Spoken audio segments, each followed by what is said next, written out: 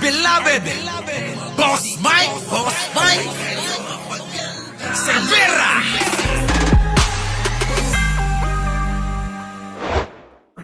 Yan ang ombudsman ng 10 araw si Vice President Sara Duterte para sagutin ang reklamong isinampa ng Kamara kaugnay ng kanyang confidential funds. Nakatutok si Joseph Moro. Exclusive.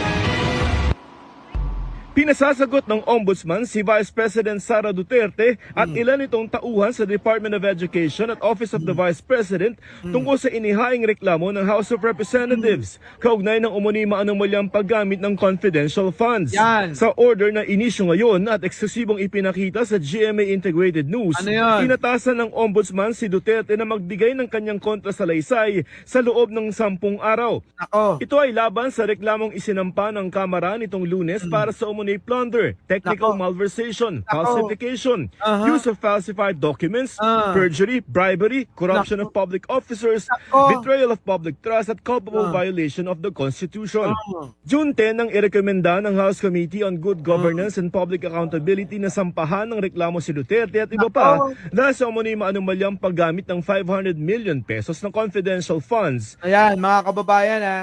So sa madaling salita po, mga kababayan, si Sara Duterte ay sinampan na ho sa ombudsman. Ang Kongreso mismo ang nagsampa sa kanya. Dahil nga dito, sa mga maanumalyang pinaggagawa niya tulad ng confidential fund, hindi niya maipaliwanag kung saan napunta. Di po ba, mga kababayan? So ang ginawa, ayaw niyong ituloy ang impeachment trial ha. Eh di sampa na lang natin yung kaso. At least may kaso pa rin, di po ba? So ngayon mga kababayan, eto mahaba-haba na naman na usapin yan. Ha? Eto ang problema sa ating justice system, mga kababayan. Ang tagal-tagal nila na desisyonan yung mga ganyang problema. Bakit? Yan ang nagagawa ng maraming kwarta. Kapag wala kang pera, aasa ka lang sa PAW, kadalasan mga kababayan, matatalo ka kahit alam mong wala kang kasalanan. Di po ba? Kaya dito mga kababayan, ang problema sa mayayaman, paramihan ng kwarta na nanakaw nila. Para kapag nagkaroon ng kaso, meron silang pera na itatapal sa mga hostisya. Grabe no? Oh, naghanap ng technicalities ang kanyang mga abogado. Yun lang naman gagawin nila, Jax Demolay eh. Di po ba? Oh, yan mga kababayan. Oh. So ngayon, eto na. Sana bilis-bilisan na nila para nang sa ganun mabago naman ang pagtingin ng mamayang Pilipino na iba ang batas para sa mahirap at iba ang batas para sa mayayaman. Ano po? Sana mabago na yan. Eto pa mga kababayan, hindi lang yan. Sa Davao naman, pasok! Ito ang nasa 37 opisyal ng gobyerno sa Davao City na nagpositibo sa drug test. Balitang umaabante mula kay Charmaine Abong. Ibinunyag ng isang kongresista na 40 kawani ng gobyerno sa Davao City ang nagpositibo sa iligal na droga.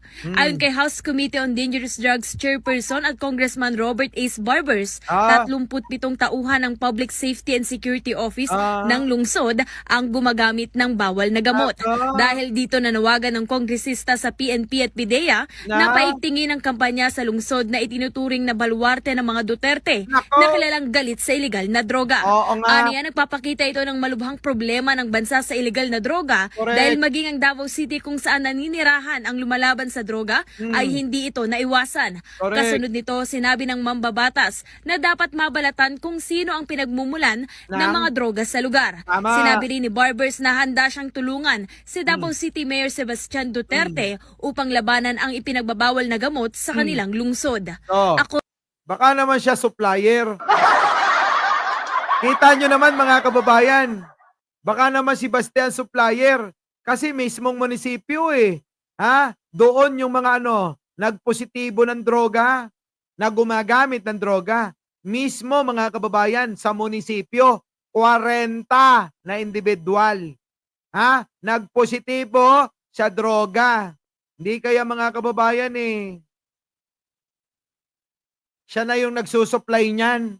Grabe, no? Matindi, no? Oh, ito pakinggan natin uli. Pasok. Sinibak na sa pwesto ang nasa 37 opisyal ng gobyerno sa Davao City na nagpositibo sa drug test. Nagpositibo po sa drug test, hindi maitatanggi. Nagpositibo po sa drug test, kaya hindi ho maitatanggi yan. Ulitin ko lang.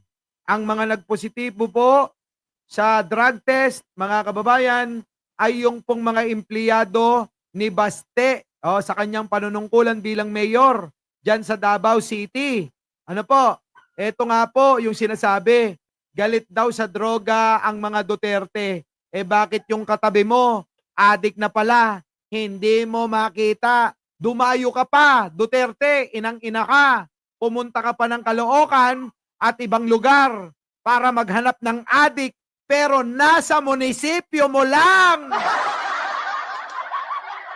Tama mga kababayan. Biruin nyo si Duterte. Dumayo pa ng Caloocan. Pumatay ng mga bata na pinaghinalaang adik. Pero yung mga adik, nasa munisipyo lang pala nila. Ganong katindi mga kababayan, ang kapal-kapal. Dapat nilinis mo muna yung bakuran mo bago ka pumunta ng may ibang bakuran.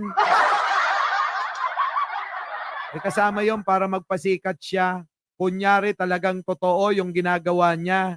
Yung pala mga kababayan, sa lugar nila, munisipyo nila, lantaran ang mga adik diyan. Tuloy. Balitang umaabante mula kay Charmaine Abong. Ibinunyag ng isang kongresista na 40 kawani ng gobyerno sa Davao City ang nagpositibo sa iligal na droga. Ayon kay House Committee on Dangerous Drugs Chairperson at Congressman Robert Ace Barbers, 37 tauhan ng Public Safety and Security Office ng lungsod ang gumagamit ng bawal na gamot. Kita nyo mga kababayan, gumagamit po 37 individual na kawani ng munisipyo ng Davao City ang positibong gumagamit ng illegal na droga. Na galit daw sila. Galit na galit sa droga mga kababayan, pero yung katabi niya addict na. Hindi niya mga kababayan Aksa Bermudez Yun. Kita niyo mga kababayan, nasa tabi lang nila yung addict. Matindi no? Dahil dito nanawagan ng kongresista sa PNP at PIDEA na paigtingin ang kampanya sa lungsod na itinuturing na baluarte ng mga Duterte na kilalang galit sa iligal na droga. Aniya, nagpapakita ito ng malubhang problema ng bansa sa iligal na droga dahil maging ang Davao City kung saan naninirahan ang lumalaban sa droga ay hindi ito naiwasan. Baka naman sila supplier niyan. Di po ba? Baka naman, kaya hindi masawa-sawata ang droga. Kita nyo mga kababayan, hindi na kayo lumabas ng munisipyo nila. Ito, halimbawa po, ilan ba ang kanilang empleyado dyan? Biruin nyo, 37 na empleyado nagpositibo sa droga. Mga kababayan, hindi na siya aalis sa kanyang opisina Kung ang hanapin mo lang, adik Kung naghanap ka talaga, huwag ka nang umuwi, huwag ka nang lumabas. Diyan na lang sa munisipyo mo. Napakarami mo na palang makikita. Tapos, panawagan ninyo, galit kayo sa droga, galit kayo sa droga. Bakit? Yung mga empleyado nyo, puro addict pala.